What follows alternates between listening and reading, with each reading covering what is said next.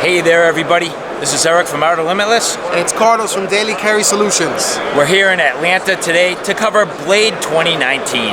Now there is a lot of material to cover between June 7th and June 9th. These 3 days have a lot coming, so stay tuned. You're gonna like it.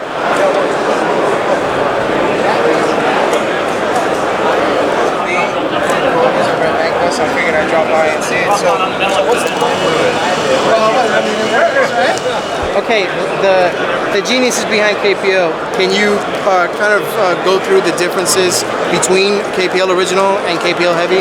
I know KPL Heavy was a bit more recent to the market. I mean, obviously from somebody that has interest in KPL but doesn't know the difference between the two, what would you say would be the best way to explain that to somebody? Yeah, so KPL is the base formula, right? This is what we designed to work in pivots, to pull the dirt and grit out of the pivot and into suspension so that your knife's operating smoothly. KPL Heavy is KPL with an additional ingredient that creates a shear thinning fluid. So we create a gel-like consistency that sticks better to the detent ball and the detent track of your knife. So it's really formulated just for that one specific part, so that you don't have oil flowing all over the place, right? It's gonna. So technically, it's not that it's more viscous. It's not a higher. It is quite a bit more viscous. Okay, because you mentioned it becomes gel-like, or so it is a gel right now, like hair gel, like will not flow at all. But when it is subjected to shock, like in a lock bar, it will refluidize to refresh that lubrication. Wow, okay. And then re-gelatinize so that it's then hugging the detent ball, right? So it's kind of like a continually refreshing lubrication right around the detent. And so at its thinnest, it's around the consistency of like a honey. At its thickest, think like hair gel, right? It's not going to flow all by itself. I said, asking for a friend, but the truth is, I'm that friend. I figured I'd ask because I'm a big fan of KPL. I mean, there are other YouTubers that rant and rave about it, quite a bit, and I wanted to see what it was about. So, well, I think what's nice, and I'm a little more layman.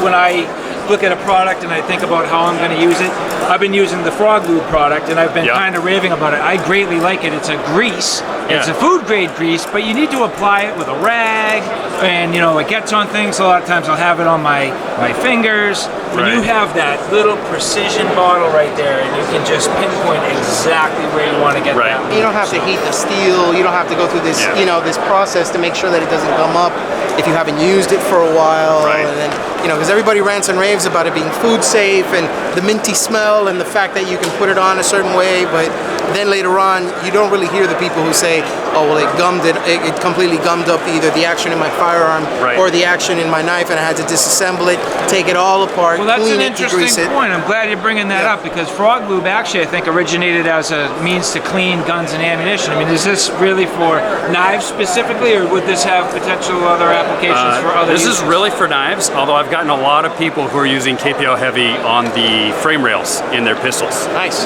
Like I might try that on my Glock or something. Yeah. Okay. Good reviews. All right. So which one did you get, regular or heavy? I got the original. I got the OG. I say start with the original.